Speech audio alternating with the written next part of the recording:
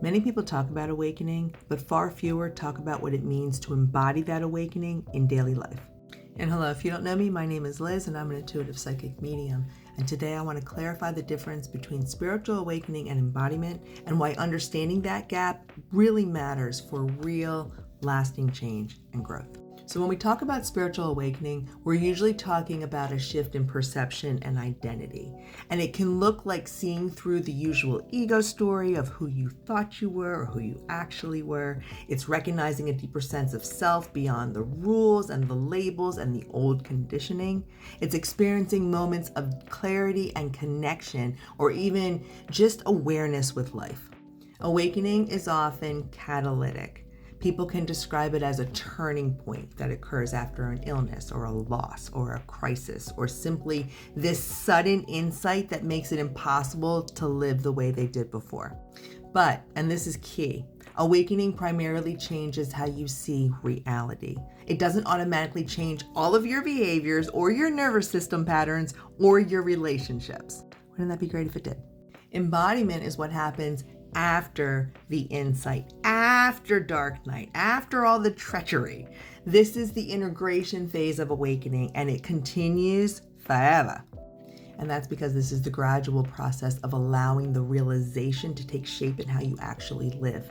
Embodiment shows up in very practical ways. It's how you speak to yourself and other people. It's how you handle conflict or fear or uncertainty. It's how you care for your body and your nervous system. And it's how you make choices about work or food or relationships or ethics. You can think of it this way. Awakening says, I see the truth.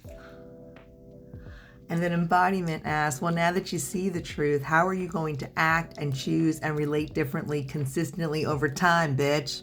It's really common to have a gap between awakening and embodiment. That gap is typically dark night of the soul.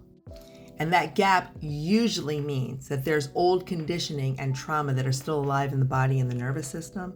Long-standing habits and coping mechanisms don't just vanish overnight, right? So the system can only handle so much change at once without becoming overwhelmed.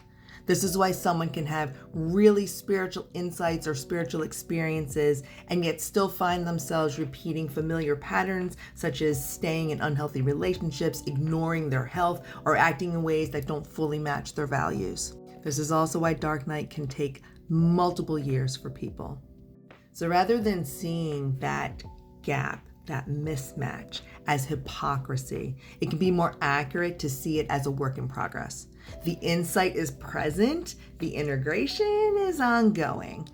So how do we move from awakening into embodiment in a grounded way? Well, there's a few core principles. Respect your capacity. Let change move at a pace that your nervous system can actually sustain, rather than forcing these drastic shifts that create more instability. That being said, though, the goal is to expand beyond your comfort zone. So there's going to be periods of overwhelm as part of the process. You can't bypass all of it. So ask yourself, if what I now believe is true, what is one concrete behavior I can adjust? Like setting one new boundary, making one aligned health choice, changing one recurring pattern in your communication. And make sure to include the body.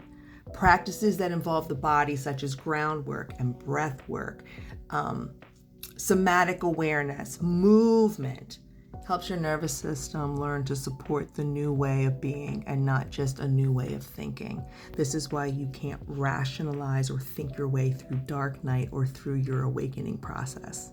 Measure your embodiment by consistency and not intensity. One single peak experience can be powerful, but embodiment is reflected in the small, repeatable shifts that show up week after motherfucking week. So what did we learn here in this long video? Awakening is the realization. Embodiment is the integration of that realization into all areas of your life. If you feel like your understanding has outpaced your behavior, it doesn't mean that you're not awake.